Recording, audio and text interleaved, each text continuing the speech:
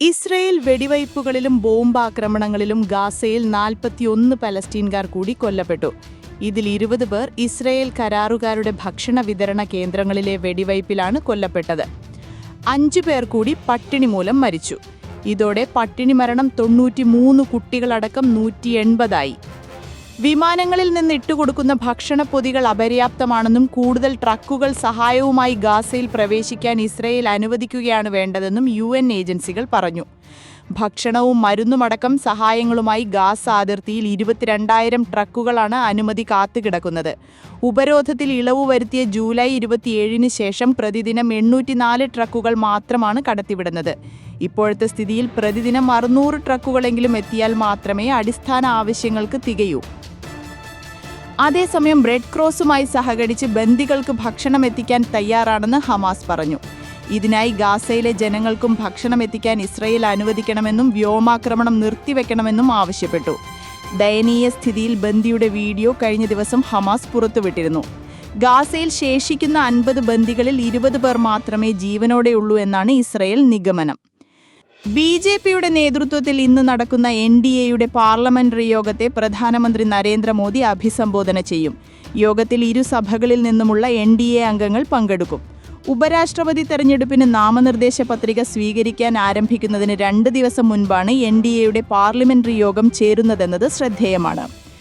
നാമനിർദ്ദേശ പത്രിക സമർപ്പിക്കേണ്ട അവസാന തീയതിയായ ഓഗസ്റ്റ് 21-ന് മുൻപ് NDAയുടെ സ്ഥാനാർത്ഥിയെ പ്രഖ്യാപിക്കേണ്ടതുണ്ട്.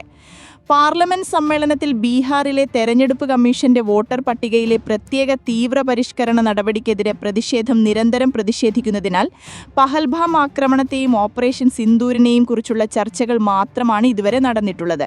ഈ സാഹചര്യത്തിലാണ് NDA പാർലമെന്ററി യോഗം ചേരുന്നത്.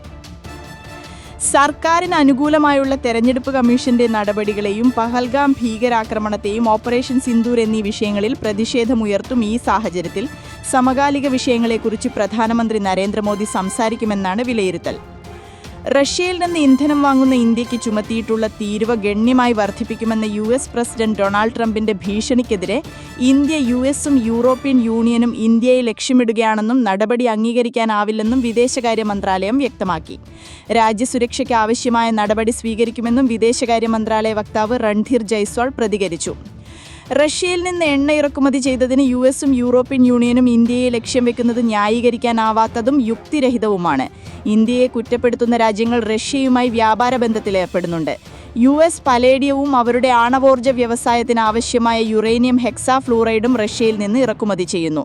ഇരട്ടത്താപ്പ് അംഗീകരിക്കാനാവില്ല. രാജ്യത്തെ ഉപഭോക്താക്കൾക്ക് കുറഞ്ഞ ചിലവിൽ ഊർജ്ജം ഉറപ്പാക്കാനാണ് ഇന്ത്യ ഇന്ധനം ഇറക്കുമതി ചെയ്യുന്നത്. ആഗോള വിപണി സാഹചര്യം കാരണമാണ് ഇറക്കുമതി ചെയ്യാൻ നിർബന്ധിതമാകുന്നത്. ഏതൊരു പ്രധാന സമ്പദ്വ്യവസ്ഥയെയും പോലെ ഇന്ത്യയും ദേശീയ താൽപ്പര്യങ്ങളും സാമ്പത്തിക സുരക്ഷയും സംരക്ഷിക്കാൻ ആവശ്യമായ എല്ലാ നടപടികളും സ്വീകരിക്കും, രൺധീർ ജയ്സ്വാൾ വ്യക്തമാക്കി. റഷ്യയിൽ നിന്ന് ഇന്ധനം വാങ്ങുന്ന ഇന്ത്യക്ക് ചുമത്തിയിട്ടുള്ള തീരുവ ഗണ്യമായി വർദ്ധിപ്പിക്കുമെന്ന് ഭീഷണി മുഴക്കി US president Donald Trump. India വലിയ തോതിൽ റഷ്യയിൽ നിന്ന് ഇന്ധനം വാങ്ങുന്നു എന്നു മാത്രമല്ല, വാങ്ങിയ ഇന്ധനത്തിന്റെ ഭൂരിഭാഗവും പൊതുവിപണിയിൽ വലിയ ലാഭത്തിന് വിൽക്കുകയും ചെയ്യുന്നു. റഷ്യയുടെ ആക്രമണത്തിൽ യുക്രൈനിൽ എത്ര ആളുകൾ കൊല്ലപ്പെടുന്നു എന്നതിൽ ഇന്ത്യക്ക് ആശങ്കയില്ല. ഈ കാരണത്താൽ ഇന്ത്യ US-ന് നൽകുന്ന ഇറക്കുമതി തീരുവ ഗണ്യമായി വർദ്ധിപ്പിക്കും. സമൂഹമാധ്യമത്തിൽ പങ്കുവച്ച പോസ്റ്റിൽ ട്രംപ് കുറിച്ചു. എന്നാൽ തീരുവ എത്രയായിരിക്കുമെന്ന് ട്രംപ് വ്യക്തമാക്കിയില്ല. റഷ്യയിൽ നിന്ന് എണ്ണ വാങ്ങുന്നതിലൂടെ യുക്രൈൻ യുദ്ധത്തിന് ഇന്ത്യ സാമ്പത്തിക സഹായം നൽകുന്നതായാണ് US-ന്റെ നിലപാട്. ഇന്ത്യയുടെ ഉൽപ്പന്നങ്ങൾക്ക് 25% തീരുവയും അതിനുമേൽ പിഴയും ഈടാക്കാനുള്ള എക്സിക്യൂട്ടീവ് ഉത്തരവിൽ ഈ മാസം 1-നാണ് ട്രംപ് ഒപ്പുവെച്ചത്. റഷ്യയിൽ നിന്നുള്ള ഇന്ത്യയുടെ തുടർച്ചയായുള്ള ക്രൂഡ് ഓയിൽ ഇറക്കുമതിയുടെ അടിസ്ഥാനത്തിലാണ് അധിക പിഴ ചുമത്തിയത്. ഇന്ത്യക്ക് അധിക പിഴ ചുമത്തുമെന്ന് ട്രംപ് പറഞ്ഞെങ്കിലും വിശദാംശങ്ങൾ വ്യക്തമാക്കിയിട്ടില്ല. റഷ്യയും ഇന്ത്യയും നിഷ്ക്രിയ സമ്പദ് വ്യവസ്ഥകളാണ്, രണ്ടും ഒരുമിച്ച് നശിക്കട്ടെ എന്ന് ട്രംപ് കഴിഞ്ഞ ദിവസം വിമർശിച്ചിരുന്നു. US പ്രസിഡന്റ് ട്രംപിന്റെ ആണവ അന്തർവാഹിനി ഉത്തരവിന് പിന്നാലെ എല്ലാവരും ജാഗ്രതയോടെ ഇരിക്കണമെന്ന് റഷ്യ. ആണവായുധങ്ങളുള്ള എതിരാളികൾ തമ്മിലുള്ള യുദ്ധസാധ്യതയെക്കുറിച്ചുള്ള മുൻ റഷ്യൻ പ്രസിഡന്റ് ദിമിത്രി മെദ്വദേവിന്റെ പരാമർശങ്ങൾക്ക് മറുപടിയായി 2 അന്തർവാഹിനികളെ ഉചിതമായ പ്രദേശങ്ങളിലേക്ക് മാറ്റാൻ ട്രംപ് കഴിഞ്ഞ ദിവസം ഉത്തരവിട്ടിരുന്നു. ഇതിനു പിന്നാലെയാണ് ജാഗ്രത പാലിക്കാൻ റഷ്യ നിർദ്ദേശം നൽകിയത്. ഈ സാഹചര്യത്തിൽ അമേരിക്കൻ അന്തർവാഹിനികൾ യുദ്ധദൗത്യത്തിലാണെന്ന് വ്യക്തമാകുന്നു. അത്തരമൊരു വിവാദത്തിൽ ഏർപ്പെടാൻ ഞങ്ങളിപ്പോൾ ആഗ്രഹിക്കുന്നില്ല. അതിനെക്കുറിച്ച് ഒരു തരത്തിലും അഭിപ്രായം പറയാനും ഞങ്ങൾ ആഗ്രഹിക്കുന്നില്ല. നിലവിൽ ഒരു ആണവ സംഘർഷത്തിലേക്ക് കാര്യങ്ങൾ പോകുന്നില്ല, എന്നാൽ ജാഗ്രതയോടെ ഇരിക്കണമെന്നും വ്ളാഡിമിർ പുടിന്റെ വക്താവ് പെസ്കോവ് മാധ്യമപ്രവർത്തകരോട് പറഞ്ഞു. ഗാസയിൽ നടത്തുന്ന യുദ്ധം ഉടനെ അവസാനിപ്പിക്കാൻ ഇസ്രയേലിനുമേൽ സമ്മർദ്ദം ചെലുത്തണമെന്നാവശ്യപ്പെട്ട് ട്രംപിന് കത്ത്. മുൻ ഇന്റലിജൻസ് ഏജൻസികളുടെ മേധാവികൾ ഉൾപ്പെടെ ഏകദേശം 600 ഇസ്രയേൽ സുരക്ഷാ ഉദ്യോഗസ്ഥരുടെ സംഘമാണ് US പ്രസിഡന്റ് ഡൊണാൾഡ് ട്രംപിന് കത്തെഴുതിയത്. ഹമാസ് ഇനി ഇസ്രയേലിന് തന്ത്രപരമായ ഭീഷണിയല്ലെന്നും കത്തിൽ പറയുന്നു.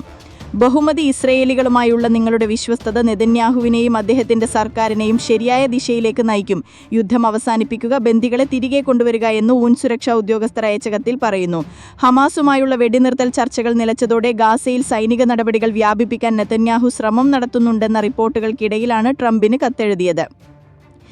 ഗാസയിൽ ഇസ്രയേൽ നടത്തിയ സൈനിക നടപടികളിൽ 60,000-ത്തിലധികം ആളുകൾ കൊല്ലപ്പെട്ടിട്ടുണ്ടെന്നാണ് ഗാസയിലെ ആരോഗ്യ മന്ത്രാലയം പറയുന്നത്. ഇതിനു പുറമെ പട്ടിണി മരണവും ഗാസയിൽ നിന്ന് റിപ്പോർട്ട് ചെയ്യപ്പെടുന്നുണ്ട്.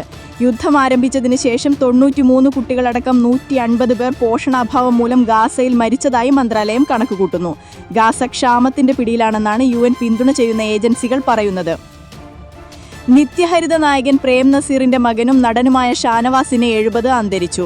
തിങ്കളാഴ്ച രാത്രി 11:30 തിരുവനന്തപുരത്തെ സ്വകാര്യ ആശുപത്രിയിലായിരുന്നു അന്ത്യം. വഴുതക്കാട് കോഡോൺ ട്രിനിറ്റി 2Bയിലായിരുന്നു താമസം. 4 വർഷമായി വൃക്ക ഹൃദയ സംബന്ധമായ രോഗങ്ങൾക്ക് ചികിത്സയിലായിരുന്നു. തിങ്കളാഴ്ച രാത്രിയോടെ രോഗം വഷളായതിനെ തുടർന്ന് ആശുപത്രിയിൽ എത്തിച്ചെങ്കിലും മരിച്ചു. സംസ്കാരം ചൊവ്വാഴ്ച 5-ന് പാളയം മുസ്ലിം ജമാഅത്ത് ഖബർസ്ഥാനിൽ. ഭാര്യ ഐഷ അബ്ദുൽ അസീസ്, മക്കൾ അജിത് ഖാൻ, ഷമീർ ഖാൻ, മരുമകൾ ഹന. നടൻ പ്രേം നസീറിന്റെയും ഭാര്യ ഹബീബ ബീവിയുടെയും മകനായി തിരുവനന്തപുരത്തായിരുന്നു ഷാനവാസ് ജനിച്ചത്. Chirayinkeezhu English medium school, Montfort school, Yercaud എന്നിവിടങ്ങളിൽ നിന്ന് പ്രാഥമിക വിദ്യാഭ്യാസം പൂർത്തിയാക്കി.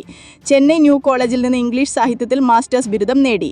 1981-ൽ ബാലചന്ദ്ര മേനോൻ സംവിധാനം ചെയ്ത പ്രേമഗീതങ്ങൾ എന്ന ചിത്രത്തിലൂടെയാണ് ഷാനവാസ് സിനിമയിലേക്കെത്തിയത്. മഴനിലാവ്, ഈ യുഗം, മണിയറ, നീലഗിരി, ഗർഭശ്രീമാൻ, സക്കറിയയുടെ ഗർഭിണികൾ തുടങ്ങിയ ഒട്ടേറെ പ്രമുഖ ചിത്രങ്ങളിൽ വേഷമിട്ടു. തമിഴിലും മലയാളത്തിലുമായി 50-ലധികം ചിത്രങ്ങളിൽ അഭിനയിച്ചിട്ടുണ്ട്. ചെറിയ ഇടവേളയ്ക്ക് ശേഷം 2011-ൽ ചൈന ടൗൺ എന്ന ചിത്രത്തിലൂടെ സിനിമയിലേക്ക് മടങ്ങിയെത്തി. പൃഥ്വിരാജ് ചിത്രം ജനഗണമനയിലാണ് അവസാനം വേഷമിട്ടത്. ശംഖമുഖം, വെളുത്ത കത്രീന, കടമറ്റത്ത് കത്തനാർ, സത്യമേവ ജയതേ തുടങ്ങിയ സീരിയലുകളിലും വേഷമിട്ടിട്ടുണ്ട്. വൈസ് ചാൻസലറും രജിസ്ട്രാറും തമ്മിലുള്ള തർക്കം ആണെന്നതിനപ്പുറം അഭിഗമ്യമായി എന്താണുള്ളതെന്ന് കോടതി വാക്കാൽ ആരാഞ്ഞു. വിദ്യാർത്ഥികൾക്ക് മനോഹരമായ ഒരു മാതൃകയാകേണ്ടവരല്ലേ നിങ്ങളെന്നും കോടതി വാക്കാൽ ആരാഞ്ഞു. തന്റെ സസ്പെൻഷൻ ഉത്തരവിനെതിരെ രജിസ്ട്രാർ ഡോക്ടർ KS അനിൽകുമാർ നൽകിയ ഹർജിയിൽ വാദം കേൾക്കുന്നതിനിടെയായിരുന്നു ജസ്റ്റിസ് TR രവിയുടെ വാക്കുകൾ. കേസ് വീണ്ടും ഈ മാസം 6-ന് പരിഗണിക്കും. രജിസ്ട്രാറെ സസ്പെൻഡ് ചെയ്യാനുള്ള അധികാരം സിൻഡിക്കേറ്റിനല്ലേ, VCക്കല്ലല്ലോ എന്ന് കോടതി വാക്കാൽ ആരാഞ്ഞു. സിൻഡിക്കേറ്റ് സസ്പെൻഷൻ പിൻവലിച്ചതോടെയാണ് കോടതിയിൽ നേരത്തെ നൽകിയിരുന്ന ഹർജി പിൻവലിച്ചതെന്ന് ഡോക്ടർ അനിൽകുമാർ വ്യക്തമാക്കി. സിൻഡിക്കേറ്റ് ഇങ്ങനൊരു തീരുമാനമെടുത്തിട്ടുണ്ടെന്ന് അംഗീകരിക്കാതിരിക്കുകയും രജിസ്ട്രാറെ സസ്പെൻഡ് ചെയ്തതായിട്ടാണ് ഇപ്പോഴും കണക്കാക്കുന്നതുമെന്നും ചെയ്യുന്നു. സർവകലാശാലയുമായി ബന്ധപ്പെട്ട എല്ലാ നിയമങ്ങളും ചട്ടങ്ങളും ലംഘിക്കുകയാണ് വൈസ് ചാൻസലർ. VCക്ക് രജിസ്ട്രാറെ സസ്പെൻഡ് ചെയ്യുകയും പിന്നാലെ സിൻഡിക്കേറ്റിൽ റിപ്പോർട്ട് ചെയ്യുകയുമാവാമെന്നാണ് സെക്ഷൻ 10(13) പറയുന്നത്. VC ഇങ്ങനെ ചെയ്തെങ്കിലും സസ്പെൻഷൻ തീരുമാനം സിൻഡിക്കേറ്റ് പിൻവലിച്ചു. VCയുടെ വികാരം അവിടം കൊണ്ട് അവസാനിച്ചു. പിന്നീട് സിൻഡിക്കേറ്റാണ് കാര്യങ്ങൾ തീരുമാനിക്കുക എന്നും ഡോക്ടർ അനിൽകുമാർ വ്യക്തമാക്കി. എന്നാൽ ഈ വാദങ്ങൾ VCയുടെ അഭിഭാഷകൻ ഖണ്ഡിച്ചു. അടിയന്തര സാഹചര്യത്തിലാണ് VC രജിസ്ട്രാറെ സസ്പെൻഡ് ചെയ്തത്. പിന്നീട് സിൻഡിക്കേറ്റ് യോഗം വിളിച്ചപ്പോൾ അവിടെ വ്യക്തമാക്കിയത് സസ്പെൻഷനെതിരെ രജിസ്ട്രാർ കോടതിയെ സമീപിച്ചിട്ടുണ്ടെന്നും ഇതിന്റെ കാര്യങ്ങൾ യോഗത്തിൽ വെക്കുന്നുവെന്നുമാണ്. സസ്പെൻഷന്റെ നിയമസാധുത ചർച്ച ചെയ്യാനായിരുന്നില്ല യോഗം. ഹർജിക്കാരൻ പോലും ആവശ്യപ്പെടാത്ത ആ കാര്യം സിൻഡിക്കേറ്റിലെ ചില അംഗങ്ങൾ ചർച്ച ചെയ്യുകയായിരുന്നു. ചാൻസലർക്ക് മുൻപാകെ തന്റെ പരാതി പറയുകയായിരുന്നു ഹർജിക്കാരൻ ചെയ്യേണ്ടിയിരുന്നതെന്നും VCയുടെ അഭിഭാഷകൻ വാദിച്ചു. ഇതിനിടെ VC സിൻഡിക്കേറ്റിന് മുകളിലാണോ എന്ന് കോടതി ആരാഞ്ഞു. എന്നാൽ ചർച്ച ചെയ്യേണ്ട അജണ്ടയിൽ VC ഉത്തരവാദിത്തപ്പെട്ട കാര്യങ്ങൾ നിർവഹിക്കുക മാത്രമാണ് ചെയ്തതും അതിനും അപ്പുറത്തേക്ക് വിഷയങ്ങൾ ചർച്ചയാവുകയും ബഹളമയമാവുകയും ചെയ്തതോടെ VC യോഗത്തിൽ നിന്ന് പോയി എന്നും അഭിഭാഷകൻ വാദിച്ചു. ഇരുഭാഗവും വാദങ്ങൾ നിരത്തിയതോടെ ബുധനാഴ്ച വിഷയം വീണ്ടും പരിഗണിക്കാനായി കോടതി മാറ്റിവെക്കുകയായിരുന്നു.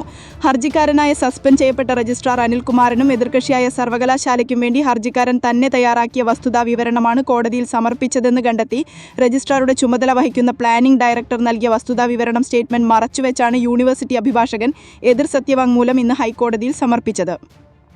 ജൂലൈ 6-ന് ബഹളത്തെ തുടർന്ന് സിൻഡിക്കേറ്റ് യോഗം VC പിരിച്ചുവിട്ടത് മറച്ചുവെച്ചു. VCയുടെ അഭാവത്തിൽ ഒരു സിൻഡിക്കേറ്റ് അംഗത്തെ അധ്യക്ഷയാക്കി യോഗം തുടരുകയും പ്രസ്തുത യോഗം സസ്പെൻഷൻ പിൻവലിക്കാൻ തീരുമാനിച്ചുവെന്നുള്ള സത്യവാങ്മൂലമാണ് സർവകലാശാലയ്ക്ക് വേണ്ടി കോടതിയിൽ നൽകിയിരിക്കുന്നത്. ഇതേ തുടർന്ന് ഹൈക്കോടതിയിൽ കടുത്ത ചോദ്യങ്ങളാണ് VCക്ക് നേരിടേണ്ടി വന്നത്.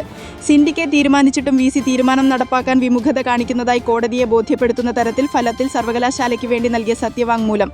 സർവകലാശാല തയ്യാറാക്കിയ വസ്തുതാ വിവരണത്തിനു പകരം ഹർജിക്കാരൻ അനുകൂലമായി സത്യവാങ്മൂലം തയ്യാറാക്കിയ യൂണിവേഴ്സിറ്റി അഭിഭാഷകനോട് വിശദീകരണം ചോദിക്കാൻ VC ഡോക്ടർ മോഹനൻ കുന്നുമേൽ രജിസ്ട്രാറുടെ ചുമതല വഹിക്കുന്ന ഡോക്ടർ മിനി ക്യാപ്പിന് നിർദ്ദേശം നൽകി ബുധനാഴ്ച വീണ്ടും ഹർജി പരിഗണിക്കുമ്പോൾ VCക്ക് വേണ്ടി മറ്റൊരു അഭിഭാഷകൻ ഹാജരാകും.